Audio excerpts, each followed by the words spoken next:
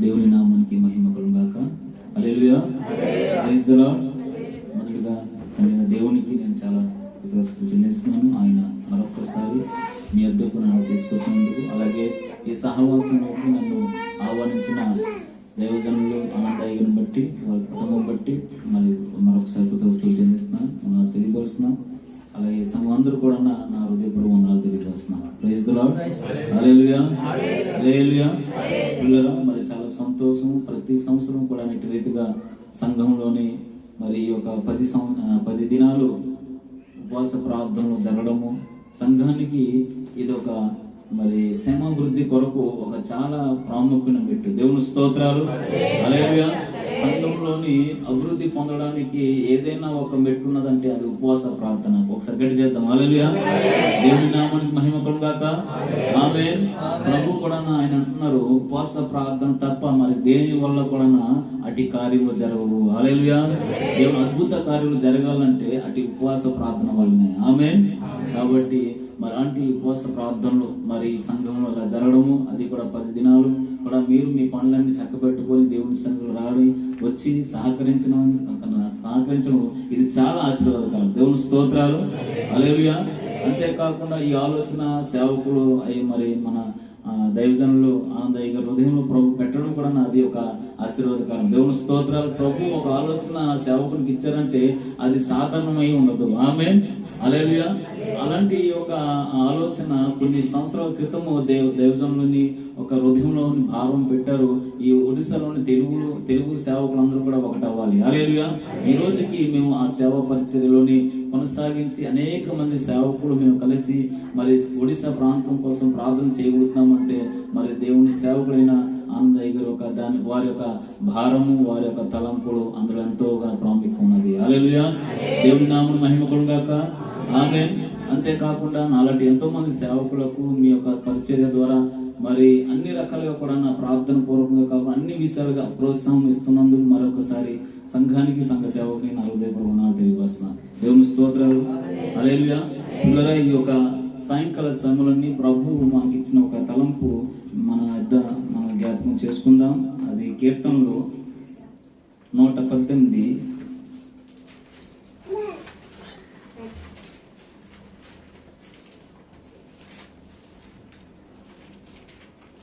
6 వచనం, 6-7 వచనం.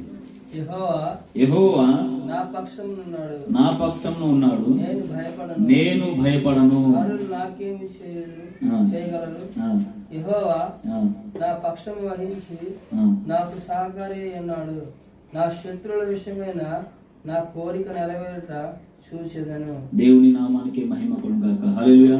సంగీతం. హల్లెలూయా, హల్లెలూయా. ఈ సాయంకాల సమయంలోని మన ఒక ప్రాముఖ్యమైన అంశం ఏమనగా, లేక మనం ఆలోచించే విషయం ఏంటంటే 6వ వచనంలోని యెహోవా నా పక్షంలో ఉన్నాడు, నేను భయపడను. హల్లెలూయా. ప్రతి ఒక్కరు కూడా నాతో పాటు చెప్పండి ఒకసారి. యెహోవా నా పక్షంన ఉన్నాడు, నేను భయపడను. హల్లెలూయా, హల్లెలూయా. ఇది సాధారణమైన వాగ్దానం కాదు. దేవుడు మనకిచ్చిన ఒక ప్రాముఖ్యమైన బలమైన వాగ్దానం ఏంటి తెలుసా? ప్రభు అంటున్నాడు, నేను నీ పక్షాన ఉన్నాను. హల్లెలూయా. చెప్పండి, ఎవరి పక్షాన ఉన్నారంటండి? మన పక్షం. దావీదు అంటున్నాడు, యెహోవా నా పక్షాన ఉన్నాడు, నేను భయపడను. హల్లెలూయా. ప్రభు మన పక్షం ఉన్నాడు. దేవుడు అన్నాడు, నేను నీ పక్షాన ఉన్నాను, నీవు భయపడవద్దు. హల్లెలూయా, హల్లెలూయా. ఈ సాయంకాల సమయంలో మనం ఏ విషయాన్ని బట్టి నువ్వు భయపడుతున్నావో, దిగులు పొందుతున్నావో, ఒంటరి వాడు అయిపోయి అనుకుంటున్నావో, పిల్లగా ఈ సాయంకాల సమయం ప్రభు నిన్ను నన్ను మనందరితో చెప్తున్న మాట ఏంటో తెలుసా? భయపడవద్దు, నేను మీ పక్షాన ఉన్నాను. హల్లెలూయా, హల్లెలూయా. ఇది సాధారణ విషయం కాదు పిల్లగా. ఒక బలమైన వ్యక్తి ఒక బలహీనుడికి అంటున్నాడు, నేను నీ పక్షాన నిలబడతాను. చూడండి, ఒక కుష్ఠరోగి ఉన్నాడు అనుకోండి, బాగా ఒళ్ళంతా కూడా కురుపుడైపోయి మొత్తం ఆయన మరి భయంకరంగా ఉన్నాడు అనుకోండి, ఆయన పట్టుకొని ఎవరైనా పట్టుకోవడం ఇష్టపడతారా? ఎవరు కూడా పట్టుకోవడానికి ఇష్టపడరు. అలాంటి జీవితాలైన మన జీవితాలు ప్రభు అంటున్నాడు, మీ పక్షాన నేను నిలబడతాను. మన ఇంటికి వస్తున్న ఆ భిక్షగాలు కూడా మనం ఏం చేస్తాం? దూరం నుంచే వస్తూ ఉంటాం, కానీ దగ్గరికి వెళ్ళడానికి కూడా ఇష్టపడము. కానీ ప్రభు మనలాంటి అలాంటి జీవితం ఉన్న మన కొరకు ఆయన దిగి వచ్చాడు. హల్లెలూయా, హల్లెలూయా. మనలను ప్రేమించి ఆయన పరలోక రాజ్య సింహాసనం విడిచిపెట్టి నీ పక్షాన నిలబడడానికి వచ్చాడు అంటే గట్టి చెప్తాం హల్లెలూయా, హల్లెలూయా. దేవుని నామానికి మహిమ కలుగాక. ప్రభు అంటున్నాడు, ఈ రాత్రి నువ్వు ఏ విషయాన్ని బట్టి నువ్వు దిగులు పొందుతున్నావో నువ్వు భయపడవద్దు, నీ పక్షాన నేను ఉన్నాను. అనేక సార్లు మనం అనేక విషయాలు బట్టి మనం దిగులు పొందుతుంటాం, భయపడుతూ ఉంటాం, ఒంటరి వారు అయిపోయి ఉంటాం. చాలాసార్లు మనము మన అప్పులు బట్టి, మన బాధలు బట్టి, మన రోగాలు బట్టి, మన కష్టాలు బట్టి చాలాసార్లు మనం ఒంటరి వారు అయిపోతుంటాం. అందరూ ఉంటారు ఇంట్లోని, కుటుంబంలో అందరూ ఉంటారు, కానీ కొన్నిసార్లు మనం ఒంటరిగా అయిపోతూ ఉంటాం. కొన్నిసార్లు ఎవరు మనకు సహకరించరు. కొన్నిసార్లు మన బంధువులే, మన చుట్టాలే, మనతో ఉన్న వారే మనకి విరోధులు అయిపోతూ ఉంటారు. దేవుని స్తోత్రాలు, హల్లెలూయా, హల్లెలూయా.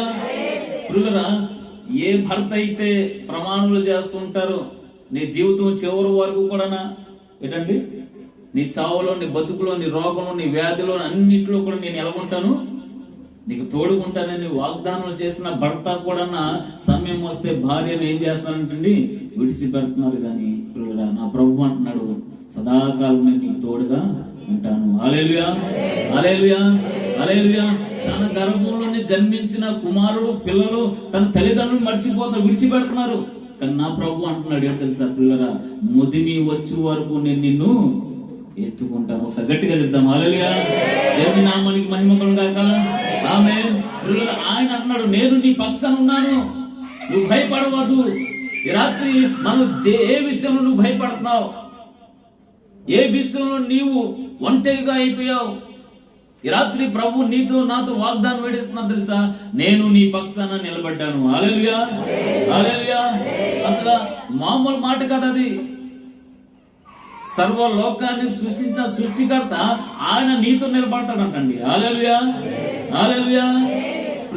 అది ఎంత బలమైన మాట. ఒక సామాన్యుడు వచ్చి నీ వెంట నిలబడతాడన్నది అది మామూలు విషయం. కానీ ఒక అసాధారణమైన దేవుడు నీతో ఉంటానంటున్నాడు, నీ పక్షాన నిలబడతానంటున్నాడు. ఎవరు ఉన్నా లేకపోయినా నీతోని, నీ బాధలు, నీ కష్టాలు, నీ ఇబ్బందుల్లో, నీ అప్పుల్లో, నువ్వు విరిగిపోయినప్పుడు, నువ్వు పడిపోయినప్పుడు బహుశా నీతో ఎవరైనా ఉండడానికి ఇష్టపడుతున్నారు లేదు. కానీ ఈ రాత్రి ప్రభు అంటున్నాడు, నేను నీ పక్షాన ఉంటాను. హల్లెలూయా, హల్లెలూయా, హల్లెలూయా. చాలా సార్లు ఎవడో ఒకడు ఉంటాడు మన వీధిలోని, ఒక్కొక్క వీధిలో ఉంటారు, బాగా కళ్ళు తిరిగి ఉంటాయి. వాడికి కళ్ళు ఇటు తిక్కి అడిగి మొత్తం కళ్ళే వాడికి. దేవుని స్తోత్రాలు. బాడీ కూడా చక్కగా ఉంటుంది. వాడేమంటాడే, ఎవడైనా నీకు ఏదైనా అంటే ఎప్పుడైనా నువ్వు నాకు పిలువు. దేవుని స్తోత్రాలు. ఆ సమస్య వచ్చినప్పుడు ఆడే కనిపించడు మనకి, ఆ వ్యక్తే కనిపించడు. కానీ నా ప్రభు ప్రియులలో ఏమంటున్నాడు చెప్పండి, నేను నీ పక్షాన నిలబడతాను. హల్లెలూయా, నీ పక్షాన నేను ఉంటాను. కానీ మనం చాలా సార్లు కంగారు అయిపోతుంటాం, పడిపోతూ ఉంటాం. ప్రియులరా, ఈ రాత్రి ప్రభు అంటున్నాడు, నువ్వు ఏ పరిస్థితిలో ఉన్నావో నాకు తెలియదు, కానీ ఈ రాత్రి ప్రభు నీతో నాతో చెప్పిన మాట తెలుసా, నీ పక్షాన నేనున్నాను, నీవు భయపడవద్దు. హల్లెలూయా, హల్లెలూయా, హల్లెలూయా. ఎవరితో ప్రభు ఉంటాడు అంటున్నాడు చెప్పండి, బాగా ప్రార్థన చేసి, ఉపవాస ప్రార్థన చేసి, అన్నింటిలో చాలా చక్కగా ఉండి యథార్థంగా ఉన్న వారితోనే ఉంటానని అనలేదు. దేవుని స్తోత్రాలు. ఎవరి పక్షాన ఉంటానని చెప్పండి, ప్రభు అంటున్నాడు, నువ్వు ఎవరు అయినా సరే నాకు అనవసరం. హల్లెలూయా. బలహీనుడితో నేను ఉంటాను. ఆమేన్, హల్లెలూయా. బలవంతుడితో కాదు. ఎవరితో చెప్పండి, బలహీనుడితోనే. నువ్వు ఎందుకు పనికిరావా, ఎందులో పని చేయవా, ఏ విషయంలో కూడా నీకు శక్తి లేదా, అయితే నేను నీతో ఉంటాను. హల్లెలూయా, హల్లెలూయా. బలమైన వాడితో 10 మంది కూడా వస్తాడు. ఆమేన్. బలహీనుడితో ఎవరు రావడానికి ఇష్టపడు. నా ప్రభు ఈ రాత్రి పిల్లల దేవుని వాక్యం ద్వారా చెప్తున్నారు, ఇదిగో నేను నీ పక్షాన ఉంటాను. హల్లెలూయా. అసలు గట్టిగా చప్పట్లు దేవుడు. హల్లెలూయా, దేవుని నామానికి మహిమ కలుగాక. ఆమేన్. ఒక బలహీనుడితో ప్రభు ఆయన పక్షాన ఉంటానంటున్నాడు. ఈ రాత్రి దేవుని వాక్యం కొన్ని మాటలు మనం చూద్దాం. ప్రభు అలాంటి బలహీనులతో ఎలా ఉన్నారు, ఆ బలహీనుల జీవితాలు ఏటైంది అనే కొన్ని మాటలు చూసుకొని మనం ముందుకు వెళ్దాము. మొదటిగా మనం చూద్దాం మోసే గారి జీవితంలో. ఒకసారి మనం చూస్తే నిర్గమకాండము 14వ అధ్యాయము 14వ వచనం ఒకసారి చూద్దాం. నిర్గమకాండము 14వ అధ్యాయము 14వ వచనం. యెహోవా మీ పక్షమున యుద్ధము చేయును. హల్లెలూయా, హల్లెలూయా. తర్వాత మీరు ఊరకనే చాలు. దేవుని స్తోత్రాలు. యెహోవా మీ పక్షమున యుద్ధము చేయునని, తర్వాత మీరు ఊరకనే ఉండవలెను. ఎవరితో చెప్తానంటే మోసే ఇశ్రాయేలు ప్రజలతో చెప్తున్నారు. ఈ ఇశ్రాయేలు ప్రజలు ఐగుప్తు దేశం బానిసత్వ నుంచి బయటకు వస్తున్నారు. అప్పుడే వారు అలా దాటి బయటకు వస్తున్నారో లేదో అరణ్య ప్రాంతంలోని కబురు వస్తుంది. వెనక నుంచి ఎవరు వస్తున్నారంటండి? ఐగుప్తు దేశంలో ఉన్న ఫరో సైన్యం అంతా రథాల మీద వస్తున్నారంట చంపడానికి. హల్లెలూయా, హల్లెలూయా, హల్లెలూయా. ముందు ఏముందంట? ముందు సముద్రం ఉంది, వెనక ఏముందని చెప్పండి? శత్రు సైన్యం ఉన్నది. ఇప్పుడు పరిస్థితి వాళ్ళు భయంకరమైపోయింది. ఏం చేయాలి? అసలు పరిస్థితి బాగోలేదు. వారందరూ వచ్చి మోసిగన్నారు, అయ్యా ఏం మన ఐగుప్తు దేశంలో సమాధులు లేవో, ఇక్కడ సమాధులు తీసుకొచ్చామని వారు ఏం చేస్తారంటే సేవకునికి వారు విమర్శిస్తున్నారు. ఆ సమయంలో దేవుడు మోసేతో మాట్లాడుతున్నారు. మోసే, వారి మాటలు పట్టించుకోక నువ్వు వెళ్ళు ముందుకి, నేను ఏది చెప్తాను అదే చెయ్యి. హల్లెలూయా. అప్పుడు మోసే ఇశ్రాయేలు ప్రజలకు ఏమన్నాడంట? 14వ వచనంలోని చదవండి ఒకసారి. యెహోవా మీ పక్షమున యుద్ధము చేయును, మీరు ఊరకనే ఉండండి. హల్లెలూయా, హల్లెలూయా.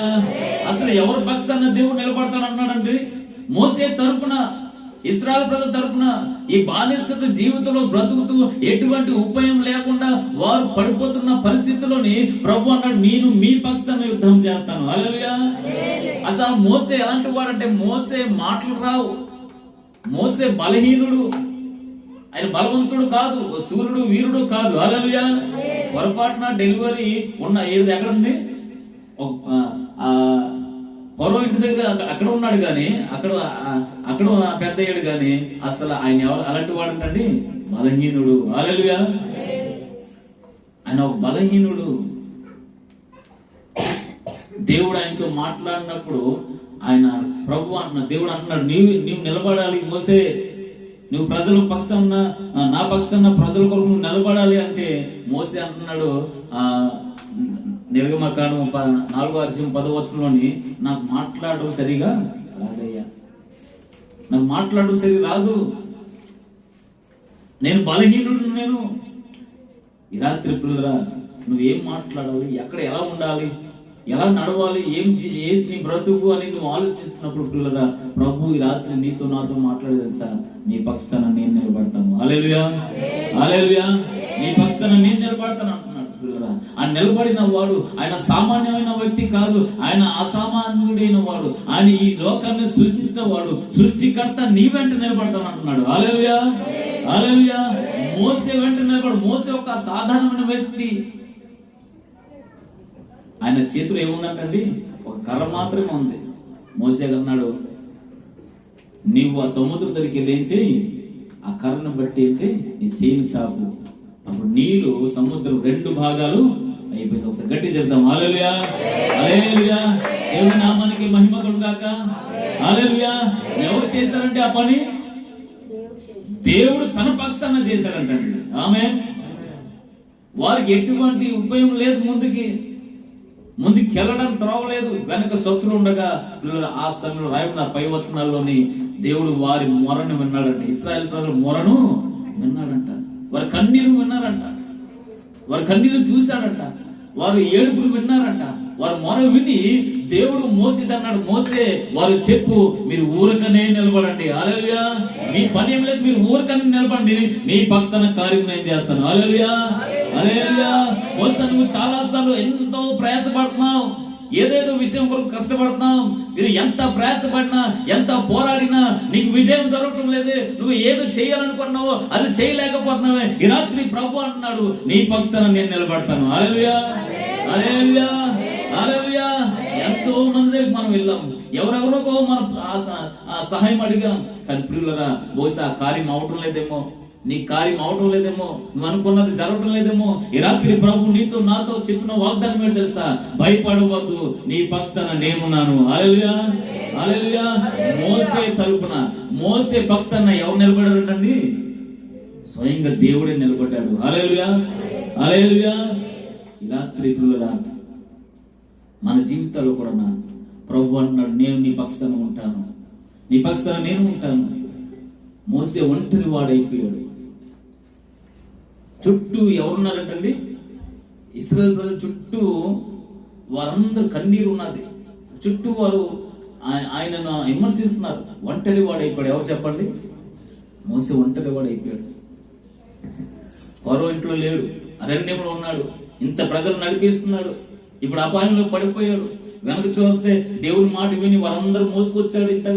ఇంత మోసుకొచ్చిన తర్వాత ముందు సముద్రం వెనక ఉన్న శత్రువులు వారి రథాల మీద వస్తున్నారు. ఏం చేయాలనే పరిస్థితిలోని ప్రియులరా, ఆ సమయంలో దేవుడు ఆయన వాగ్దానం ఇస్తున్నాడు, మోసే దిగులు పొందవద్దు, నేను నీ పక్షాన యుద్ధం చేస్తాను. హల్లెలూయా, నీ పక్షాన నేను ఉంటాను. ఆమేన్.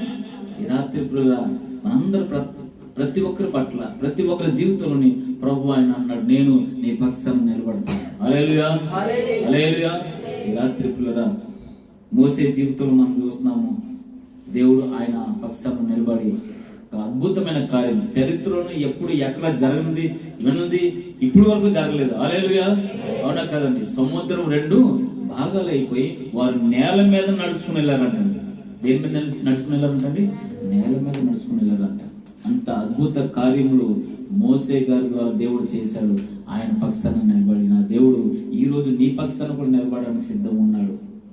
ఆయన ముఖాలు చూడడు, ఆయన ఎవరికో చూడడు, ఆయన ఎన్నిక లేని వాడిని కూడా ఆయన ఏం చేస్తానంటని ఎన్నుకుంటాడు. హల్లెలూయా, హల్లెలూయా, హల్లెలూయా. పెంట కుప్పల మీద నుంచి మనల్ని ఏం చేస్తానంటే ఆయన పైకి లేపిన వాడు. ఆమేన్, హల్లెలూయా. కీర్తనలో 118:6 ప్రకారంగా, యెహోవా నా పక్షంన ఉన్నాడు, నేను భయపడను. అసలు ఆయన మన పక్షం ఉన్నాడా లేదా, మన పక్షాన ప్రభు ఉన్నాడా అనేది చాలాసార్లు మనం మర్చిపోతుంటాం. చాలాసార్లు మనం ఏం చేస్తుంటామంటే మర్చిపోతాం, అసలు ప్రభు నా పక్షం ఉన్నాడా లేదా గుర్తించం చాలాసార్లు. కీర్తనలు 56వ కీర్తన 9వ వచనం ఒకసారి చదువుతాం. 56:9. నేను మొరపెట్టు దినమున నా శత్రువులు వెనుకకు తిరుగుదురు. దేవుడు నా పక్షం ఉన్నాడని నాకు తెలియను. హల్లెలూయా, హల్లెలూయా. చాలా బాధాకర విషయం ఏంటంటే, ఆ జీవం గల దేవుడు మన పక్షం ఉంటాడని వాగ్దానం ఇచ్చి కూడా చాలాసార్లు మనం ఏం చేస్తామంటే మనం ఎరగలేకపోతున్నాం, తెలుసుకోలేకపోతున్నాం. ఆయన మన పక్షం ఉన్నాడని, ఆయన మనతో ఉన్నాడని మనం చాలాసార్లు మర్చిపోయి, చాలాసార్లు మనం ఏం చేస్తామంటే ఆయన మనతో ఉన్నాడని కూడా ఎరగలేకపోతున్నాం, తెలుసుకోలేకపోతున్నాం. ఒకరోజు యేసు ప్రభు తన శిష్యులు ఓడలో ప్రయాణం చేస్తున్నారు. మత్తయి సువార్త 8వ అధ్యాయంలో మనం చూస్తున్నాం, వారు ఓడలో ప్రయాణం చేస్తున్నారు. ఈ ఓడలో ప్రయాణం చేసినప్పుడు యేసు ప్రభు శిష్యులు ప్రయాణం చేస్తున్నారు. దినమంతా కూడా ప్రభు స్వార్థ ప్రకటించి ఆయన ఆ సాయంత్రం కొద్దిగా అలసట వచ్చింది. ఎందుకంటే ఆ మాట కూడా మత్తయి ఎందుకు అక్కడ ఆయన ఆ వచనాన్ని చూపిస్తానంటే, యేసు ప్రభు ఈ లోకానికి వచ్చినప్పుడు మత్తయి సువార్తలో యేసు ప్రభు మనిషి అనేసి, అంటే ఆయన ఎంత దేవుడుగా ఎన్ని శాతం ఉన్నాడు అంతే శాతం మనిషిగా కూడా ఉన్నాడు ఈ లోకంలో వచ్చినప్పుడు అనేసి చూపించడానికి మత్తయి ఏమన్నాడంట, ఆయన ఏం చేశాడంటే నిద్రపోయారు, అలసిపోయారు. ఆయన దేవుడు మనిషి స్వరూపుడు ఉన్నాడు కాబట్టి ఆ మానవుని స్వరూపుడు ఉన్నప్పుడు అలసిపోయాడు, ఆయన నిద్రించారు అని రాయబడింది. దేవుని స్తోత్రాలు. ఆ ఓడలోని ఆ ప్రయాణం చేస్తున్న సమయంలోని ఇప్పుడు ఎవరు నిద్రిస్తున్నారంటండి? యేసు ప్రభు నిద్రిస్తున్నారంట. అక్కడ చూడండి ఒకసారి 8వ అధ్యాయము 25వ వచనం చూద్దాం. అక్కడ భయంకరమైన తుఫాను వచ్చిందంట. ఆ ఓడ పైన తుఫాను రాగానే యేసు ప్రభు నిద్రించుండగా శిష్యులు వచ్చి ఏమంటున్నారంట, వారు ఆయన వద్దకు వచ్చి, ప్రభువా నశించిపోవచ్చున్నాము, మేము ఏటవుతున్నామంట, నశించిపోవచ్చున్నాము, మమ్మల్ని ఏం చెయ్యి, రక్షించు. మరి ఏం చేస్తున్నారు? ఆయనను లేపుతున్నారు. ప్రభు ఏమన్నాడు తర్వాత 26వ వచనంలోని, అందుకు ఆయన అల్ప విశ్వాసులారా మీరు ఎందుకు భయపడుతున్నారు? హల్లెలూయా, హల్లెలూయా. అసలు ఆ పడవలో ఎవరున్నారంటండి? అసలు సృష్టికర్తే ఉన్నాడు. చనిపోయిన 4 రోజులు చనిపోయిన లాజరును లేపాడు. ఆ 2 చేపలు 5 రొట్టెలను 5,000 పంచిన ప్రభు, ఆ సజీవుడైన దేవుడు, అద్భుత కార్యాలు చేసే దేవుడు స్వయంగా ఆ వాడలో, ఆ పడవలో ఉన్నాడని చూసి తెలిసి కూడా, ఎరిగి కూడా వారు ఏం చేస్తున్నారండి? మర్చిపోయి ఆ ప్రభు ఎందుకు వచ్చినారు? అయ్యా మేము ఏటవుతున్నాము, నశించిపోతున్నాం. ఈ రోజులో మనం కూడా కొన్నిసార్లు నిజమైన ప్రభులో ఉన్నాము, ప్రభు అని వాడులో ఉన్నాము, సంఘంలోనే ఉన్నాము, ప్రభు మనతో ఉన్నాడు, కానీ మనం చాలా సార్లు కంగారు పడిపోతుంటాం. హల్లెలూయా, మర్చిపోతూ ఉంటాం. అందుకే ప్రభు అంటున్నాడు అక్కడ, అల్ప విశ్వాసులారా మీరెందుకు భయపడతారు? నేను మీ పక్షాన ఉన్నాను కదా, మీతోనే ఉన్నాను కదా. ఆయన పక్కనే ఉన్నాడు, కానీ వారు ఏం చేశారంటండి? తెలుసుకోలేకపోతున్నారు. హల్లెలూయా. చాలా సార్లు మనం కూడా అలాంటి వారమే. వారు కంగారు ఎలా ఉందంటే, ఆ ఓడలో ఆ తుఫానికి వారు ఎక్కడ చనిపోతారని వారు ఏం చేస్తారంటే చాలా అల్లకూలం అయిపోతుంది. మనం మీద దూకేద్దు. దేవుని స్తోత్రాలు, హల్లెలూయా. కొన్ని అంటే అలాంటి మన సంఘంలో లేదు, కొన్ని సంఘాలు దూకేస్తున్నారు. వాడలో ఎవరున్నారంటండి? వాడంటే సంఘమే. సంఘంలో ఎవరున్నారు? ప్రభు ఉన్నారు. కొన్నిసార్లు చాలా కష్టాలు, బాధలు వస్తున్నాయి, అనేక ఇబ్బందులు వస్తాయి. అప్పుడప్పుడు ఏం చేస్తారు? కంగారు అయిపోయి ఏం చేస్తారంటండి? దూకేస్తున్నారు. దేవుని స్తోత్రాలు. ఆ దూకునోడు అవతల పడవలన్నా దూకడు, ఇటు కాక అటు కాక ఏది చేరకుండా ఎటు అయిపోతారంటే జీవితాలు వేస్ట్ అయిపోతున్నాయి. ఈ రాత్రి ప్రియుడురా, నువ్వున్న పడవలో ఎవరున్నారటండి? నువ్వున్న వాడలో ఎవరున్నారట? అది నువ్వు తెలుసుకోవాలి. దేవుని స్తోత్రాలు. నువ్వున్న సంఘంలో ఎవరున్నారంట? గడి చెప్పాలి. ఎవరున్నారంటండి? జీవముల దేవుడు ఉన్నాడు, పునరుత్థానమే యేసే ఉన్నాడట. చెప్పడు కూడా దేవుని స్తుతిద్దాం. హల్లెలూయా, హల్లెలూయా. కానీ మనం ఏం చేయలేకపోతున్నాం అంటండి? ఎదురుకున్న ప్రభువుని మనం చాలా సార్లు ఏం చేయలేకపోతున్నాము? విశ్వాసించలేకపోతున్నాం. చాలాసార్లు గుర్తించలేకపోతున్నాం. చాలాసార్లు ఆయన మీద ఆ బలం, విశ్వాసంగా మనం ఉండలేకపోతున్నాం, ఇరిగిపోతున్నాం, పడిపోతున్నాం. లోకాన్నే జయించిన వాడు, మొదటి యోహాను పత్రికలో ఆయన లోకాన్నే జయించిన వాడు అంటండి. హల్లెలూయా, హల్లెలూయా. మన ప్రభు మృత్యుంజయుడై ఆయన లోకాన్నే జయించిన వాడు, ఆ సర్వ సృష్టికర్త. ఆయన అంటున్నాడు, నేను నీ పక్షాన ఉంటాను అన్నాడు. హల్లెలూయా. అని మనం కంగారు అయిపోతున్నాం. ఆయన మనతోనే ఉన్నాడు, కానీ మనం కంగారు అయిపోతున్నాం. నా పక్షాన్ని ఎవరు ఉంటారు, ఎవరు నిలబడతారు, ఎవరు మాట్లాడతారని మనం పడిపోతున్నాం. కానీ ఈ రాత్రి ప్రియులారా, మోసేతో చెప్పిన ప్రభు, మోసే అన్నాడు, అయ్యా నాకు మాట్లాడు రాదు, రాజు దగ్గరికి వెళ్ళి మాట్లాడు, నేనెంతటి వాడిని రాజు దగ్గరికి వెళ్ళడం మాట్లాడడం ఏంటి? కానీ నీవే మాట్లాడాలి, నీ పక్షాన్ని నేను ఉంటాను. హల్లెలూయా, హల్లెలూయా. ఈ రాత్రి ప్రియులారా, ప్రభు మనందరి పక్షాన అటు రీతిగా ఉండును గాక. ఆమేన్. మొదటి సాముయేలు గ్రంథము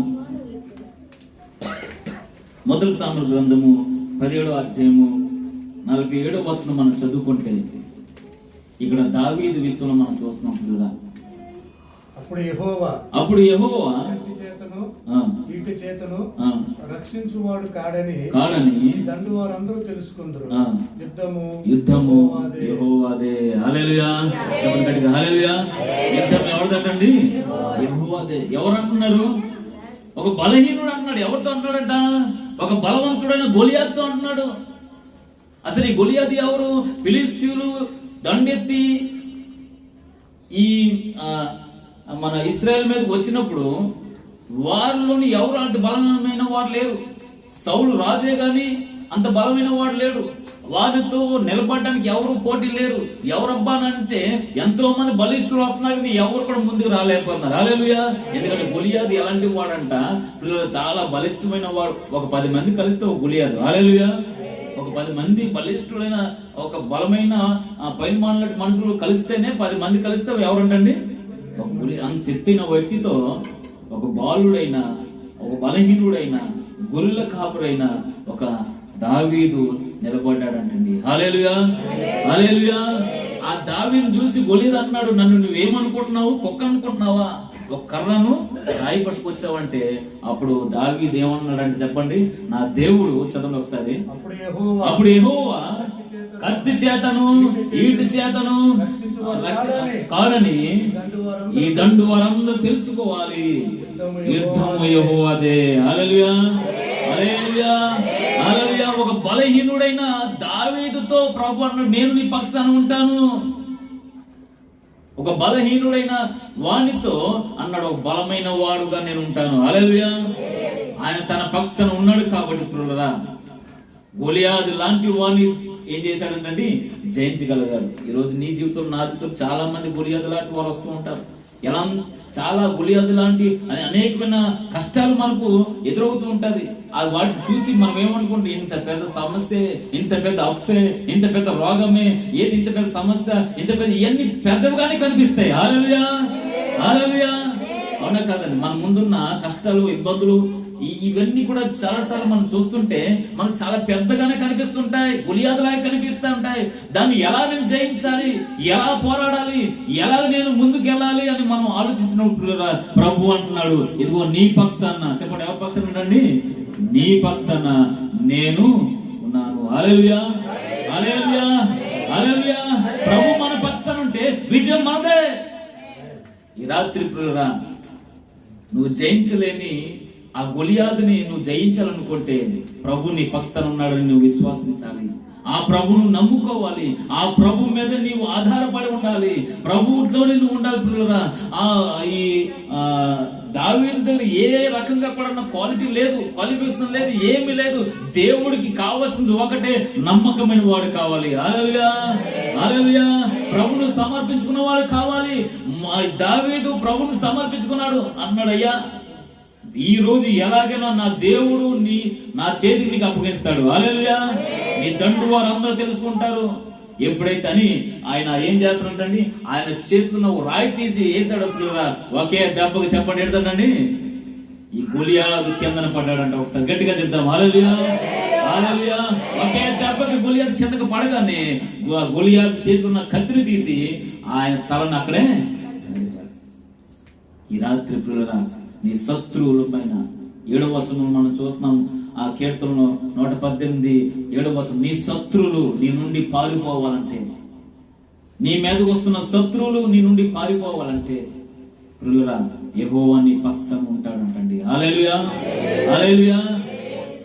నీకు విరోధంగా వస్తున్న ఆ ఒక శక్తులు కావచ్చు, నీ విరోధంగా వస్తున్న ఇబ్బందులు కావచ్చు, ఏదైనా సరే, నీ విరోధం ఉన్న ఏ శత్రు అయినా సరే, దానిని సంపూర్ణంగా నిర్మూలించడానికి ప్రభు నీ పక్షాన నిలబడతానన్నాడు. హల్లెలూయా.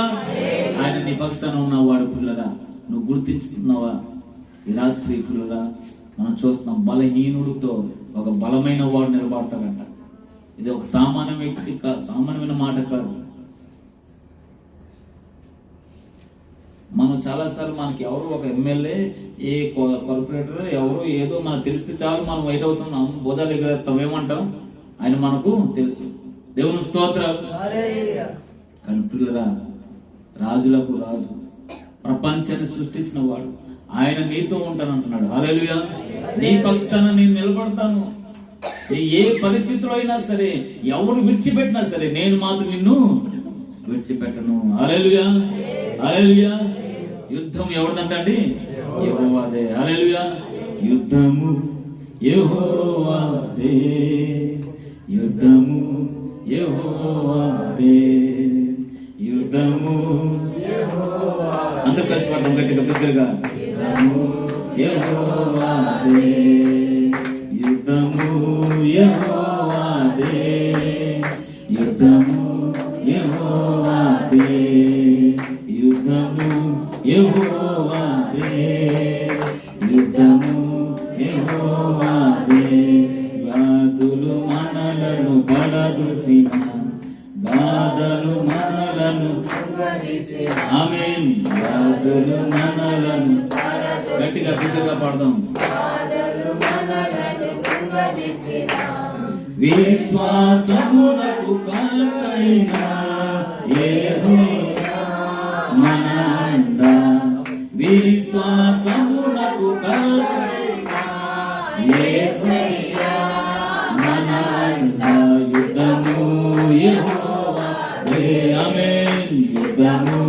యెహోవాదే, యుద్ధము యెహోవాదే.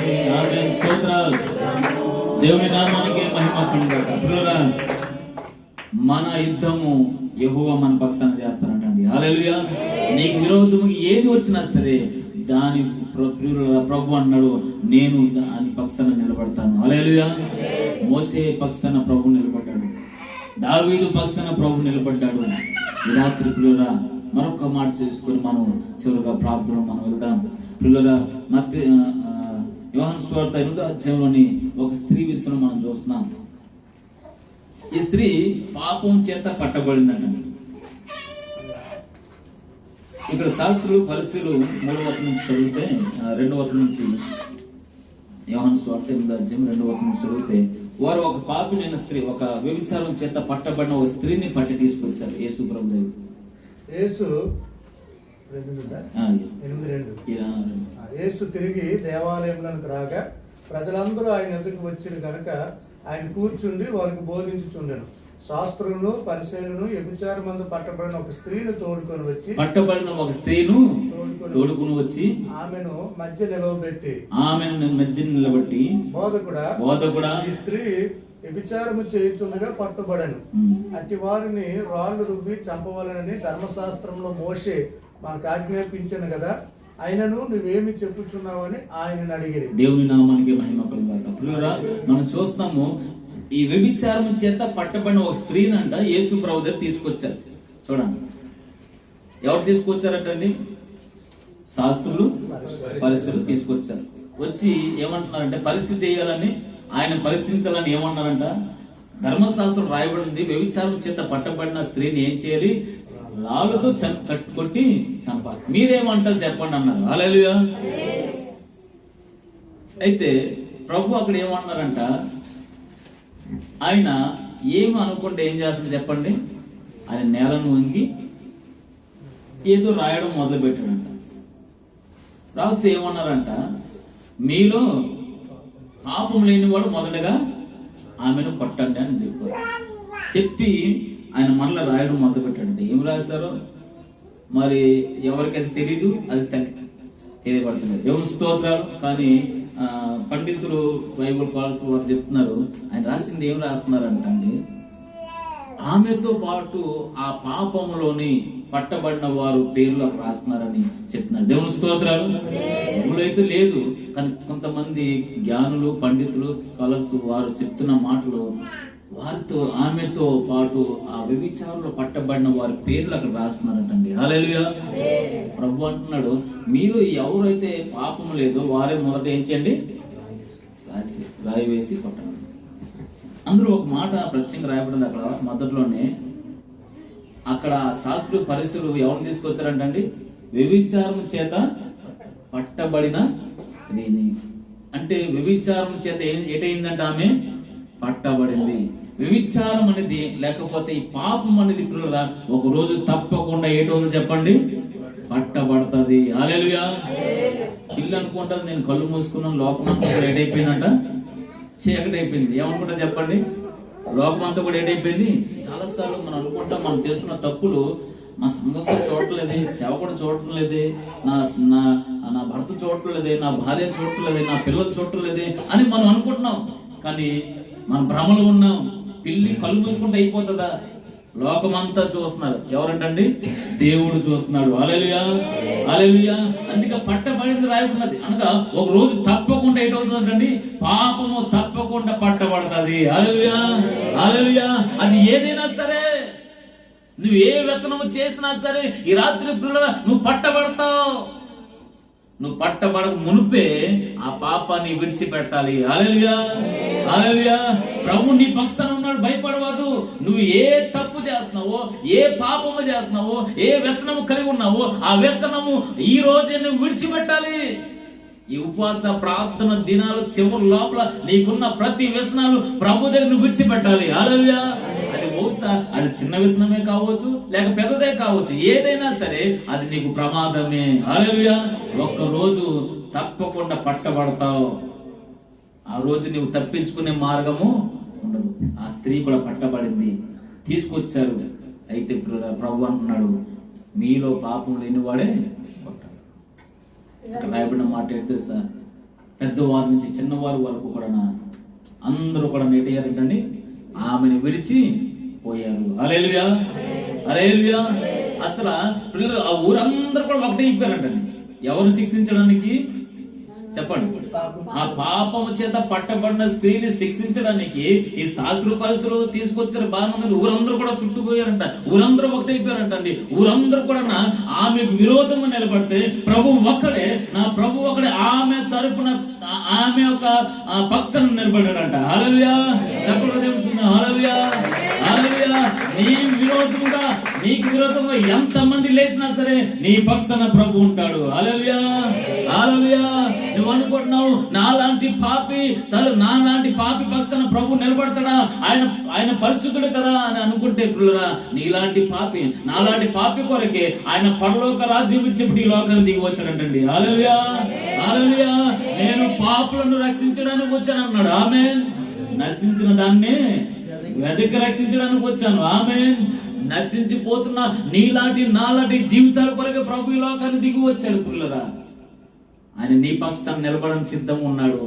నువ్వు ఇరుగుపోవద్దు, నువ్వు బాధపడవద్దు, నువ్వు కృంగిపోవద్దు. అయ్యో నా పక్షాన్ని ఎవరు ఉంటారు, నేను పనికిరాని వాడిని, నాలో ఏ రకమైన పరిశుద్ధత లేదు, దేవుని కొరకు యథార్థత లేదే అని నువ్వు చాలా సార్లు దిగులు పడితే ప్రభు అన్నాడు, నీ పక్షాన్ని నేను ఉంటాను. హల్లెలూయా. ఒక వ్యభిచారం చేత చెప్పండి, ఘోరమైన పాపం ఇంకేదైనా ఉన్నదా? ఒక వ్యభిచారం. దేవుని స్తోత్రాలు. అలాంటి స్త్రీ పక్షాన్ని ఎవరు నిలబడారండి? హల్లెలూయా, హల్లెలూయా. నిలబడి ఏమన్నాడంట, అందరూ నిన్ను విడిచి వెళ్ళిపోయారా, నేను కూడా నిన్నేం చేస్తాను, క్షమిస్తాను. హల్లెలూయా. ఇక పైన నువ్వేం చేయవద్దు చెప్పండి, ఇక పైన నీవు పాపము చేయవద్దు. హల్లెలూయా. ఆ రోజు నుంచి ఆ స్త్రీ జీవితమే మారిపోయింది, ఆమె బ్రతుకే మారిపోయింది. ప్రభు పాదాలనే కడిగి అభిషేకించే ఆశీర్వాదం ఆమె మీద దిగి వచ్చింది. హల్లెలూయా, హల్లెలూయా. ఒక బలహీనురాలి పట్ల నిలబడిన ప్రభు, ఊరందరూ కూడా ఆమె విరోధం నిలబడితే నా ప్రభు ఒక్కడే ఆమె తరపున ఆమె పక్షాన నిలబడ్డాడు. హల్లెలూయా. నీ చుట్టూ ఎంతో మంది నిలబడినా సరే నీ పక్షాన ప్రభు ఉంటాడు. ఈ రాత్రి తరపున ఈ రాత్రి మనం చూస్తున్నాం, ప్రభు మన పక్షాన ఉన్నాడు, నువ్వు భయపడవద్దు అని వాగ్దానం ఇస్తున్నాడు. ఈ రాత్రి నేను కూడా మన పక్షాన ఎవరున్నారు అంటే ప్రభు అన్నాడు, నేను ఉన్నాను, భయపడవద్దు. నువ్వే విషయాన్ని బట్టి నువ్వు భయపడుతున్నావు, ఏ విషయాన్ని బట్టి నువ్వు కూలిపోతున్నావు, ఏ విషయాన్ని బట్టి నువ్వు ప్రభు నుంచి దూరం అయిపోతున్నావు, ప్రభు అంటున్నాడు, నువ్వు దిగులు పొందవద్దు, భయపడవద్దు, నేను నీ పక్షాన ఉన్నాను. హల్లెలూయా, హల్లెలూయా, హల్లెలూయా. ప్రభు మన పక్షాన ఉంటూ ఏమన్నాడంటండి, కేవలం ఆయన మన పక్షాన ఉండి ఇప్పటికి కూడా ఆయన తండ్రి కుడి పార్శ్వంలో కూర్చొని మన కొరకు ఏం చేస్తున్నాడండి, విజ్ఞాపన చేస్తానంట. ఎవరి పక్షాన? ఏప్రిల్ రాసిన పత్రిక 7వ అధ్యాయం 25వ వచనం చదివితే ఆయన ఎత్తుకు వచ్చు వారి కొరకు, ఒకసారి చూద్దాం, వారి పక్షాన ఆయన నిరంతరము విజ్ఞాపన చేయుచున్నారు. ఈయన తన ద్వారా దేవుని యొద్దకు వచ్చువారు పక్షమున విజ్ఞాపన చేయుటకు నిరంతరము దేవుని నామానికి మహిమ కలుగాక. హల్లెలూయా. ఆయన నీ పక్షాన ఉండి ఏం చేస్తాడండి, దేవుడి దగ్గర ఏం చేస్తున్నాడు, విజ్ఞాపన చేస్తున్నాడండి. ఏమని విజ్ఞాపన చేస్తున్నాడంట, ఈ సంవత్సరం అయినా సరే వారిని విడిచిపెట్టు. ఒక తోటమాలి విజ్ఞాపన చేస్తున్నాడు. ఎవరికంటండి, ఎవరికి?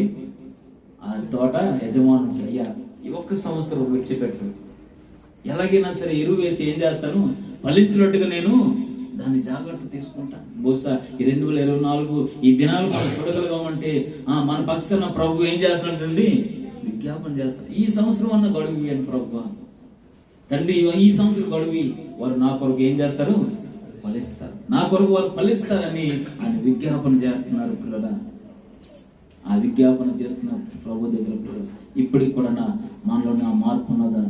ఇప్పటికైనా మన బ్రతుకును మార్చుకుంటున్నామా? ఈ 2024 ఈ 10 రోజులు ఉపవాస ప్రార్థన లోపలే మన బ్రతుకును సరి చేసుకుందాం, మనం సరి చేసుకుందాం. ఇదే చివరి దినాలు పిల్లరా, ఇది చివరి దినాలు మనం ఉన్నాం.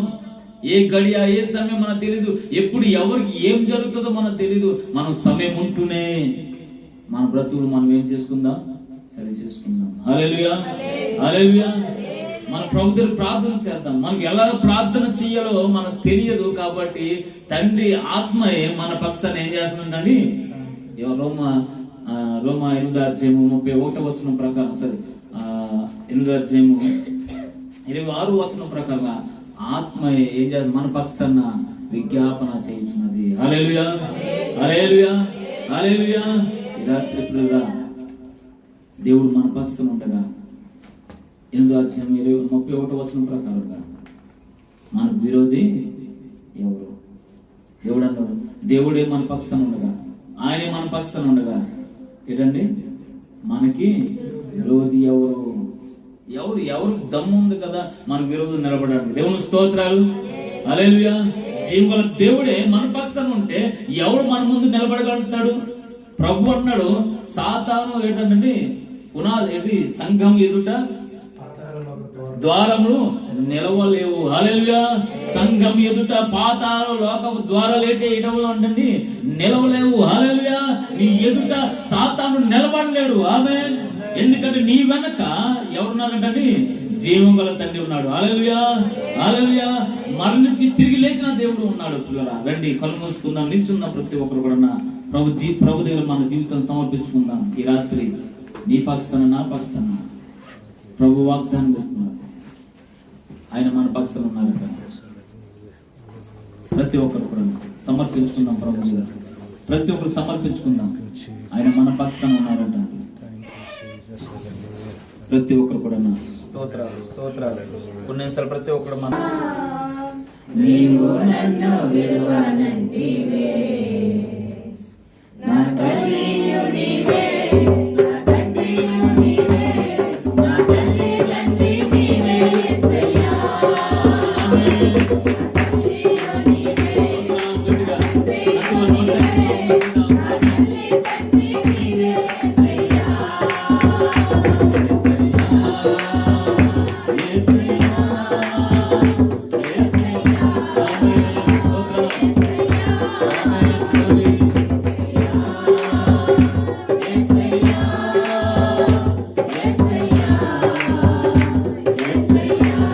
వారి ఆలోచన, వారికి ఇచ్చిన భారము అయ్యా ఒక్కసారి కృప చూపించగలమా అయ్యా? వారి పక్షాన యుద్ధం చేయవాడు నీ స్తోత్రం. ఆయన పక్షాన ఎంతమంది బిడ్డలు, ఎంతమంది కన్నీరు కాల్చుకుంటారు, ఎంతమంది రాత్రి కూడా వారు ఆలోచన కలిగి ఉన్నారు అయ్యా. వారి వాంఛ, వారి తలంపులు ప్రభావం అయ్యా నీ కొరకు ఆశ్చర్య ప్రతి ప్రాణాన్ని తృప్తిపరచమని ప్రార్థిస్తున్నాం. ఈ రాత్రి నీకే మహిమ ఘనత ప్రభావం కలుగుకంటూ అయ్యా మాకిచ్చిన గొప్ప ధన్యత బట్టి నీ స్తోత్రాలు.